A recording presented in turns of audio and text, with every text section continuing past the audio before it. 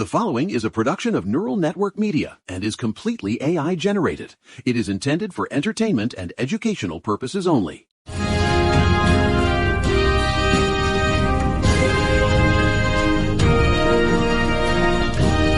the skyline is gray, the scotch is poured, and the Republic is quite literally vibrating with the impact of what just happened overnight. Good morning, Manhattan. Good morning, America. It is Saturday, February 28th, 2026. And if you thought the start of this year was a roller coaster, hold on to your seats because the floor just fell out from under the world order. I'm Julian Archer, broadcasting from the Panopticon. And I'm Maya Thorne, currently on hour 16 of a doom-scrolling marathon because the vibes are officially, well, apocalyptic doesn't even cover it. We're in our full-scale regional war era, and honestly, the notifications won't stop screaming at me. It's more than vibes, Maya. It's a seismic shift in the firmament. We have a massive show today because we have to talk about the fact that we are currently at war with Iran. We've got Operation Epic Fury lighting up the Middle East, the FBI being gutted by Kash Patel like a prize trout, and the childcare industry being systematically dismantled by RFK Jr. in real time. It's absurd. It's a heavy day, folks. Put the kids in the other room. Let's get into it. High key, it's giving end of history DLC pack. My phone is literally hot to the touch from all the breaking news banners. I'm sure. But we have to start with the fire. Around 1 a.m. Eastern, the world changed. The United States and Israel launched Operation Epic Fury, or Roaring Lion, if you're listening to the IDF. And let me tell you, this wasn't some surgical strike. This was a sledgehammer. The USS Abraham Lincoln Carrier Strike Group unleashed a barrage of tomahawks that, according to The Guardian and CBS, hit everything from ballistic sites to naval hubs. Okay, but can we talk about how unhinged the Blitz timing was? They didn't even wait for the cover of night over there. They did it during the day to maximize surprise against the leadership. It's giving main character syndrome, but with F-35s. I saw a TikTok of the smoke rising over Tehran, and honestly, the comments were just people asking if this means draft age is trending. It's not a trend, Maya. It's a constitutional catastrophe. President Trump spoke from Mar-a-Lago looking remarkably tan for someone starting World War III. And he didn't just call for military objectives. He openly called for the Iranian people to take over their government. That is a formal shift to regime change policy, bypassing Congress, bypassing the War Powers Act. It's a total disregard for the guardrails. No, literally, it's a villain arc speedrun. And Netanyahu is right there with him saying this creates the conditions for the Iranian people to take their destiny. Like, that's just code for, we're blowing up the house and you guys deal with the rubble. Satellite imagery from the New York Times is already showing heavy damage to the Supreme Leader's residence. The residence, Julian. We're not just hitting silos anymore. We're hitting bedrooms. It's theater. It's blood-soaked theater. And the GOP is cheering it on while the Democrats are, as predictably, scrambling to figure out which legal memo to cite while the missiles are already mid-flight. I'm telling you, I've seen some things in my time as a fixer, but the sheer audacity of launching a campaign this size on a Saturday morning with zero congressional sign-off, it's a pincer movement against democracy itself. Low-key, it's because they know the purge worked. Why care about Congress when you've already turned the DOJ and the FBI into your personal delete button? Did you see what Kash Patel did while the bombs were falling? Oh, I saw it through the pure oxygen I had to take just to keep from fainting. Patel it's a decapitation of the Bureau. AP is reporting that he fired at least 12 senior agents in the last 48 hours. It's the retribution era, no cap. These weren't just random suits. They were the people who worked on the Mar-a-Lago classified documents case. He's literally firing the people who investigated the boss. It's so mid-tier dictator it hurts. Patel's claiming they secretly subpoenaed his phone records back in the day, so now he's clearing the building. It's a vendetta. It's not personnel policy. It's a firing squad. The FBI Agents Association called it unlawful and warned that it's stripping away critical expertise. We're losing the people who know how to actually, stop terrorists and spies and replacing them with, loyalists who can pass a vibe check at Mar-a-Lago?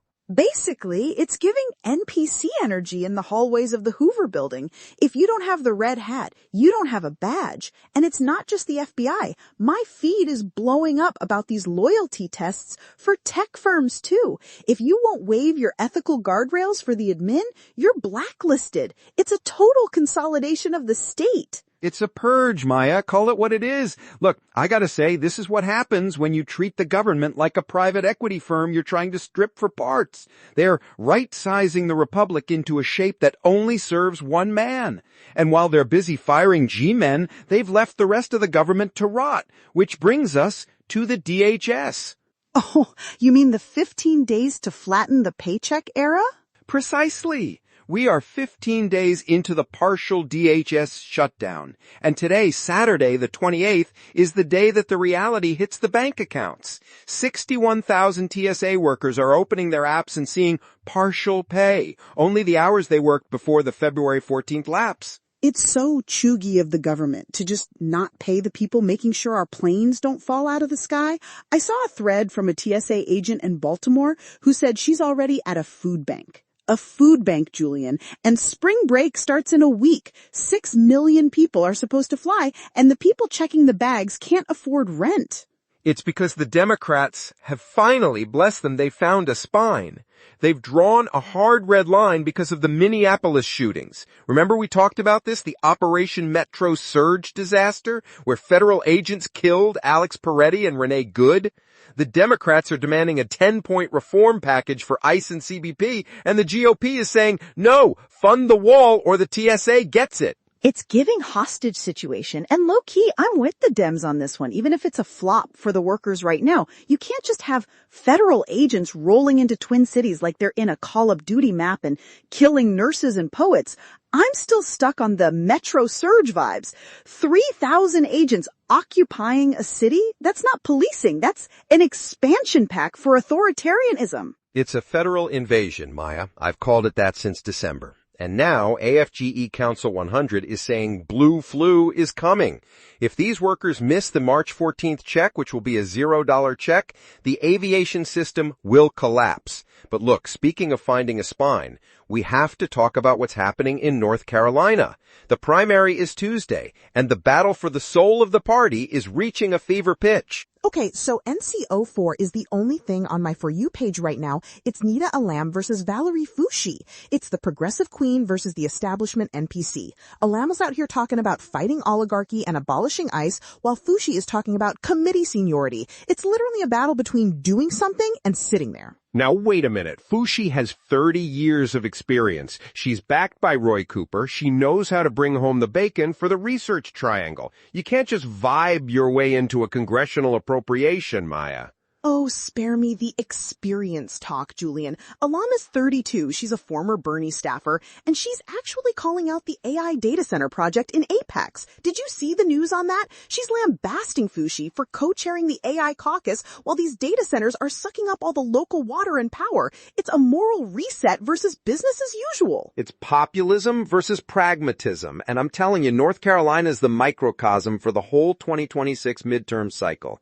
If Alam wins, the blue wall of resistance gets a lot sharper. If Foushee wins, it stays, well, it's comfortable. But comfort is a luxury we don't have when people are literally dying in the streets of Minneapolis or sitting in Oklahoma prisons for surviving abuse. No, literally. That ProPublica report on the Oklahoma Survivors Act, it made me want to throw my phone. They passed a law to free domestic abuse survivors who were over-sentenced, and the prosecutors are just saying no. They're using legal technicalities to keep these women locked up. It's the criminalization of survival era, and it's disgusting. It's a systemic failure. We celebrate the win of the legislation and then ignore the grind of the implementation. It's like the Forest Service PFAS win I was talking about back in January. A small candle in a dark room. But right now the room is getting very, very dark.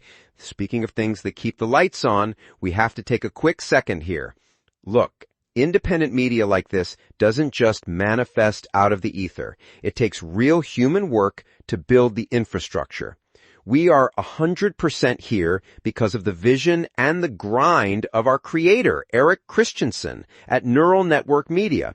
He is not a media conglomerate. He is a builder who poured his own resources and time into creating this platform so we could have these conversations. If you value independent voices over corporate algorithms, please like, subscribe, and consider visiting our new Patreon at patreon.com/Neural Network Media to support this work. It is an act of solidarity that keeps the lights on and the servers running. Bet, because honestly, the corporate algorithms are currently trying to bury our main story today, and we need the support to keep screaming about it. We have to talk about the childcare collapse. This is the big one. This is the one that's going to break the vibes of every family in America. It is a catastrophe in the making. Let's set the stage. The Biden administration put in the 2024 Child Care and Development Final Rule. It was a floor for the industry. It capped copays at 7% of income and made sure providers got paid based on enrollment, meaning they got a steady check even if a kid was sick for a day. And then comes the chaos squad. RFK Jr. and Jim O'Neill over at HHS. They're rolling it all back. They want to go back to attendance-based billing. It's so mid. It means if your kid gets the flu, the daycare doesn't get paid. How are they supposed to pay their staff? How are they supposed to keep the lights on? It's a family flop era on a national scale. It's starving the beast, Maya. I called this back in January when we talked about the Alaska school districts. This is a deliberate attempt to dismantle the public safety net. By removing the 7% copay cap, they're basically saying to low-income families, choose between rent or someone watching your toddler. HHS is effectively transferring all the financial risk of the childcare crisis directly onto the backs of the poorest people in this country. And the prospective payments thing, that's the real kicker. Under Biden, providers got paid up front. Now they have to wait weeks for reimbursement. Most of these daycares are small businesses, often run by women of color, by the way. They don't have venture capital money to float their payroll for a month while RFK Jr. figures out how to use a stapler. It's a liquidity crisis by design. And in states like West Virginia and Wisconsin, we're already seeing centers close in protest. Imagine being a working parent today. You're watching missiles hit Tehran on the news. You're worried the TSA will strike and ruin your only vacation in 3 years. And now you just got a notice that your daycare is raising rates by 30% because the federal floor just turned into a trapdoor. It's the collapse of the main character. Every family is being told they're on their own. I saw a clip of a mom in Illinois saying she's going to have to quit her job because the copay cap was the only thing keeping her afloat. That's not a policy shift, Julian. That's a forced exit from the economy for millions of women. It's a regression. We are sprinting backward into the 1950s, but with better surveillance technology. And why? Because this administration views any form of social stability as cringe, to use your parlance. They want disruption, but disruption is just a fancy word for people suffering. No, literally, it's giving let them eat apps. They probably think some AI-driven childcare bot is going to solve this, but you can't algorithm your way out of needing a human being to change a diaper and teach a kid how to share. It's high-key embarrassing that we're the richest country in the world and we're nickel and diming daycares while spending billions on Operation Epic Fury. That is the pincer. That is the whole story of 2026 right there. We have money for Epic Fury. We have money for Metro Surge. We have money to fire FBI agents who were just doing their jobs, but we don't have money to cap a mother's childcare cost at 7%. It is absurd. It is a moral rot that has reached the marrow. Okay, but what's the move? If the purge is real and the war is starting and the safety net is shredded, are we just in our doomsday era now? No, we are in the resistance era, Maya. Look at the voices of resistance in Minnesota. Look at the surging turnout in North Carolina. People are seeing the villain arc for what it is, and they're showing up. The blue wall isn't just a group of governors. It's 1 million people realizing that if they don't hold the line, there won't be a line left to hold. Bat, I'm checking the early voting numbers for NC right now. Up 55% over 2022. That's not a flop. That's a surge. The terminally online generation is actually getting off the couch because honestly, the alternative is literally unalive in democracy. Exactly. Look, we're at the end of the hour, but the fight is just beginning. Aram is burning, the DHS is broke, and your daycare might be closing, but we are still here. We are still talking. And as long as we're talking, they haven't won the vibe check yet.